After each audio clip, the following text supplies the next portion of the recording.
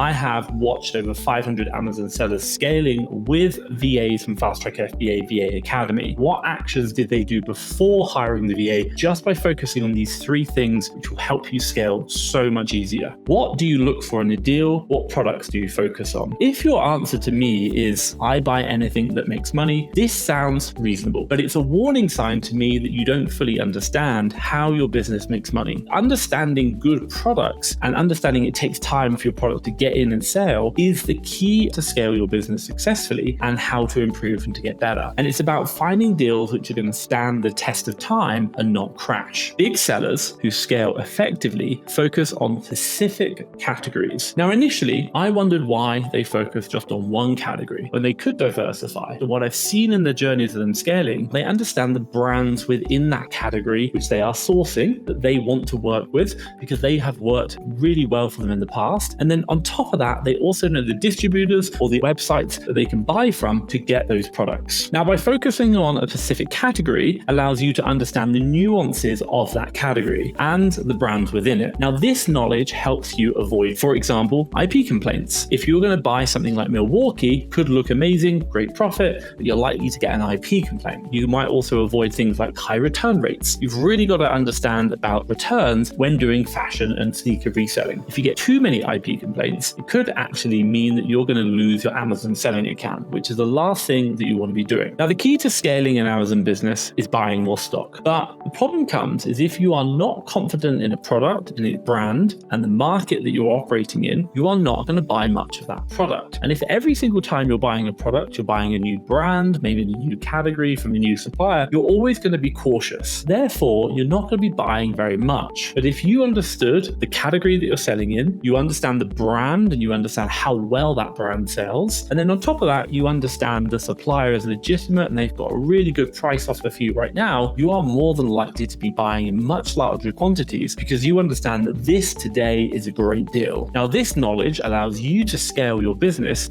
by increasing the amount of inventory you've got and high-performing products. This is the key to scaling. When I talk to Amazon sellers and I ask them what do they look for in a deal, how do they focus their business, the answer should be as follows. Number one, they focus on one category. Number two, within that category, they focus on 5 to 10 brands that they've had success with and they know that work for them. And then number three, they know 10 to 20 suppliers with whom they can source those brands from. Now, this focused approach is going to help you grow your business by maintaining strong relationships with those suppliers, knowing where to buy big, and they're going to be reputable suppliers you can source good brands that work for you. Successful sellers I've seen time and time again who have scaled their businesses initially and then gone on to use VAs to plug and play into this have followed this exact framework. They instruct their VAs to focus on specific brands and on specific suppliers. And those brands and those suppliers are how they just literally utilize VAs always sourcing to the same deals or same types of products, run the same suppliers. Because they know the pricing's good, they know what to buy. When the VA finds it, they buy big. By utilizing this strategy with VAs and plugging them into 5 to 10 brands, 10 to 20 suppliers, just means that your business can sell so much quicker. And this is what we see with our customers in the FastTrackFBA VA Academy. And I want to give you some good examples of looking at different types of sellers, whether they be bigger sellers or smaller sellers, and how they've utilized this strategy and how you can see how other people are doing it to help you understand what you need to do in your business. Now, what I've just done here is I've jumped into a typical listing. And what I'm particularly looking at is just the other sellers on that listing. And I want to show you what their storefronts look like. And I'm going to look at them through Keeper, which I'll do on the screen share.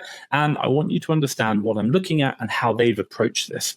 So let's scroll down and have a quick look. So right now we've got, this listing's got lots of sellers on it. It's got, price fluctuations on it. And I'm like, fantastic. So what I'm doing, first of all, is just going into the offers count on Keeper. Now, what I also do when I get into the offers count is I scroll over and I look at the lifetime reviews. I'm really interested in that because that just tells me how big they are. So you can see this guy's got 6, really small seller, just started. This guy's got 150, a little bit bigger. And this guy's got 84,000, absolutely huge. Now, if we look at their storefronts and let's kind of load them up. So I'm going to load up this guy. Actually, we'll do a small one first. So we'll load up our Supply the North. We'll load up this guy, and then we'll load up this 281, and then we'll load up this guy, and then we'll load up this guy here. So we're kind of getting bigger and bigger. So let's just start off.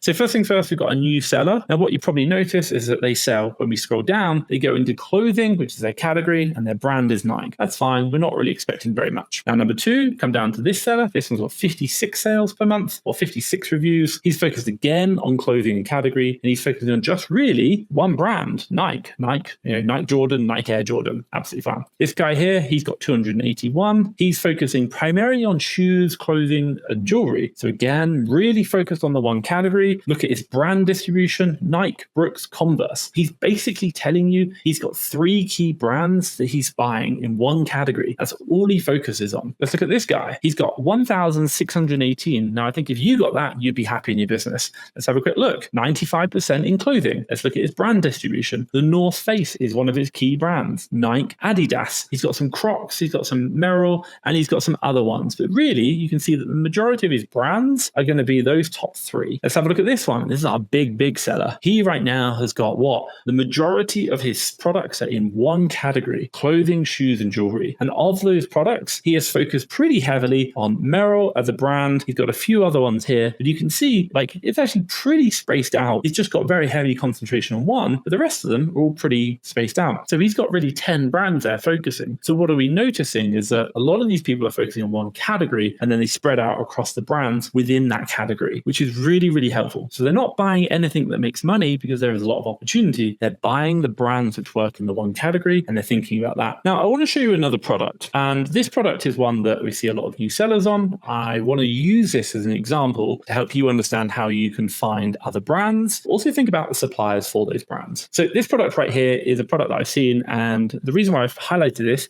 is if we scroll down to the keeper chart, you're going to notice this new offer count. It's going through the roof. Generally a sign of new sellers maybe getting on, sharing deals, or it's easy to find. Whether you're looking at, should we say, a product like this through a lead service or anything else, what you really want to be thinking about is I want to be focusing down to brands, and then for those brands, I want to be focusing on suppliers. And I just want to spend a lot of time looking at those suppliers for those brands. That's really what you're going to be doing. So how do we do this in action? It might be that this product is a product you found, fantastic, and looking at the data tab, going to offers. And again, we're just going to scroll over and go to other sellers on the listing. Now, I always turn on, by the way, like Prime, and I'll have a look at who's on the listing because I want to know that the sellers are like me. And I'm probably going to open up people with review counts just ahead of me. So if, for example, if I've got 16 reviews right now, I'd probably look at like 50 to 200. They're going to be sellers who are similar to me, but bigger, probably where I want to get to. Now, I'm going to open up their storefronts, and I've done this before.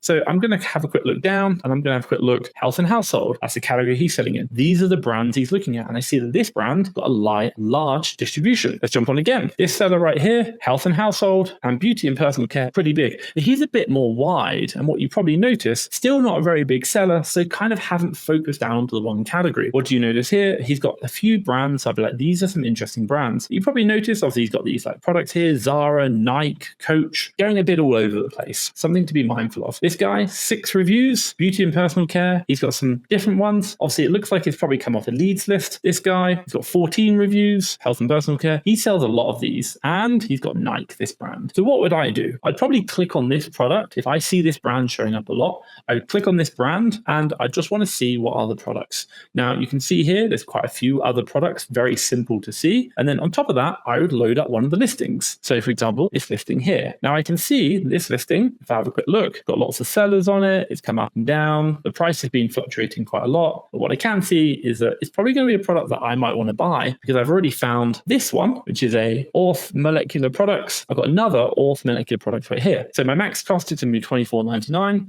I'm literally right now clicking, searching that into Google, voila, and I can immediately start seeing products showing up. So I can see right here, if we have a quick look, $24.30, $24.99, $24.30. There are 3 suppliers there right away, which are selling this product very simplistically for a great price. Now, what I would be doing is thinking about, hey, if I want to get into this category, these could be 3 suppliers who have good pricing, not only for this product, but they might have some good pricing for other brands. And what I'm trying to do is look for the overlap of whereby there are 10 to 20 suppliers who just generally have good pricing for the category that I'm in, for the 5 to 10 brands I'm always buying, and I'm going to keep spending my time looking at those suppliers for those brands. And by doing this, just helps me to understand what suppliers are working or have good pricing in the category that I'm in. They have good supply. I can buy when it comes in. And because I already know the brand, I already know what's gone on historically, and I know that I'm safe, I'll probably buy a lot deeper. And the reason why this is so important is because what you're going to do is you're basically going to take that information, and when you hire a VA, you're just going to give it to a VA and say, go to these suppliers, look for these brands, and give me any deals that you find back. And it's those sellers who have done this and used VAs who've scaled very, very well. And it's those sellers who tell their VAs, I buy anything that's profitable, find me profitable products, which don't do well because they are too scattergun, there are too many different things, and they never buy deep enough to scale their business. So if you're looking to scale your business, come back to the 3 simple bits of information you need to know. 1, what is the one category that you sell on? 2, what are the 5 to 10 brands that you focus on? And 3, what are the 10 to 20 suppliers which are going to get you the best pricing for those? That's the key metrics you're going to be looking at throughout your entire journey on Amazon. And I promise you now, whether you're doing 500,000, 5 million, or even 50 million, this still holds true. And I've spoken to so many wholesale sellers who tell me this as well. It's just there. You've got to be focusing on a few suppliers, get a few brands in the few categories that you work in. Now, what I will say is if you like that video, do make sure that you understand your keeper analysis. And I've just released one of the best keeper analysis videos I've ever done. I'll share it around here. Check that out. It's basically everything I've learned over the last 8 years. It's going to support you in scaling your business. Check it out today.